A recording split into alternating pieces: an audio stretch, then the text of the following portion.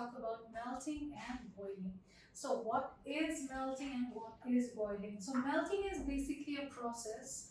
In this process, heat is a must thing, like heat is required. Okay, so here a object which was in solid phase turns into a liquid object, like it changes from solid phase and to liquid phase, and this process is done by providing enough amount of heat to it. Like you can convert a cube of ice into water by providing heat, and you can convert you can convert solids to liquid form by providing enough amount of heat. Okay, so why this happens, like how heat can change an object's form, how is that possible, like, right? So this question might pop in your head. So the reason here is heat is an energy, right? So this, in the solid, the matters are really stacked like this. If you provide enough amount of heat, then they start to vibrate, and with this vibration, they start to distance themselves from each other, and that's how intermolecular spacing increases, and that's how intermolecular attraction force decreases, and an object which was previously in solid form turns into a liquid object. Okay, and this process is called melting. Now there are some conditions. There are some things. Say for example, there is a term called melting point. Like melting point is a specific amount of point, or this is a like measurement of temperature. Like at this temperature, this object will start to melt. That is the melting point. Also, I have to mention here that you have to keep the pressure constant. Okay, so pressure has some relations with the temperature. If you increase the temperature, that might affect the if you increase the pressure, that might affect the temperature. So you have to keep the pressure constant here. Now, if you have say for example, for ice or water, the melting point is 0 degrees Celsius. For sodium chloride, which is the salt we eat on our daily basis, our salt.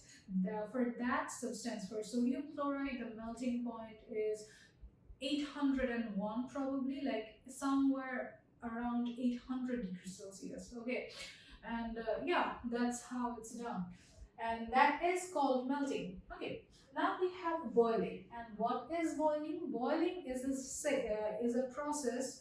Here you also need to provide enough amount of heat. Heat is required in both of these procedures. Okay, so here you will change an object's phase from liquid to gas. Okay, you will convert a liquid into gas. Here is a picture of water boiling. This the water we are providing it heat, and this is the steam of water. This is basically vapor. Okay, and this is the gaseous state. Before this one, the water was in liquid form in the pot. And when you provided enough amount of heat, when you provided 100 degrees Celsius temperature, okay, from 100 degrees Celsius, the water start to vaporize. Okay, the water starts to turn into gas. So this is called boiling point. Okay, yeah, that was us. Here you can see the ice cream is melting, the earth is melting. This basically symbolizes that global warming, and we're gonna be soon facing a huge natural disaster. I don't know what we're gonna face. We're already going through this pandemic. And then that's all about it, like melting and boiling. And there are specific temperatures where it starts to melt, where it starts to boil. As I have said, like, yeah, that was it about melting and boiling. Yeah. Then we have changes in the states of matter. Okay, so you can change a matter.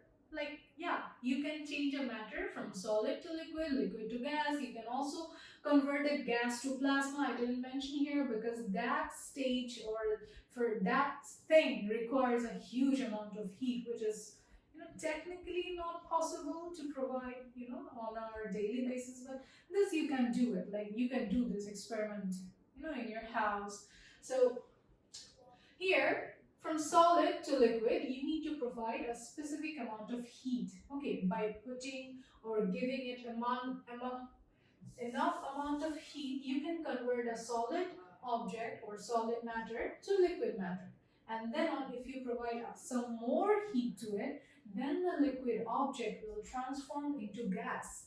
Okay, so isn't that amazing, right? If you basically what happens here is again the molecules start to vibrate, they go from each other, they distance themselves from each other. That's how the phases change, transforms.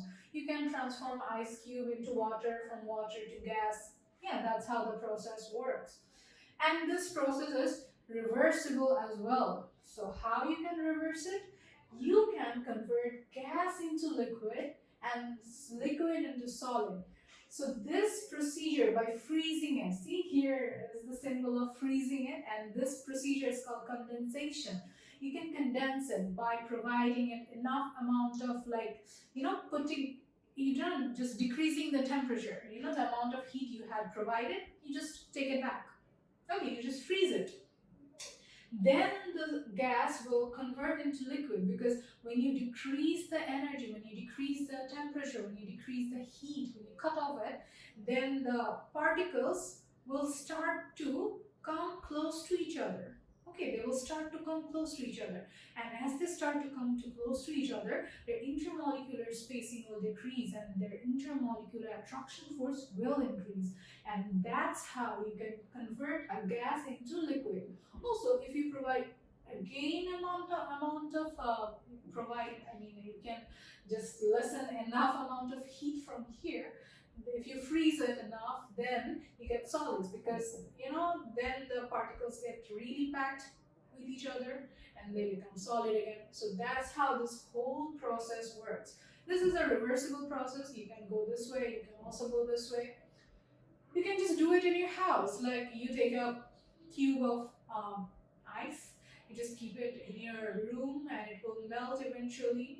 Why it will melt? Because ice or water starts to melt at 0°C temperature, and in our houses during summer it's kind of around 25 to 28°C of temperature, which is more than enough to melt the water. And then if you provide more heat to it, if you boil the water, then you will see, if you put a temperature on the boiling pot, you will see that water will start to convert into vapor, specifically 100°C. Okay, that's very specific.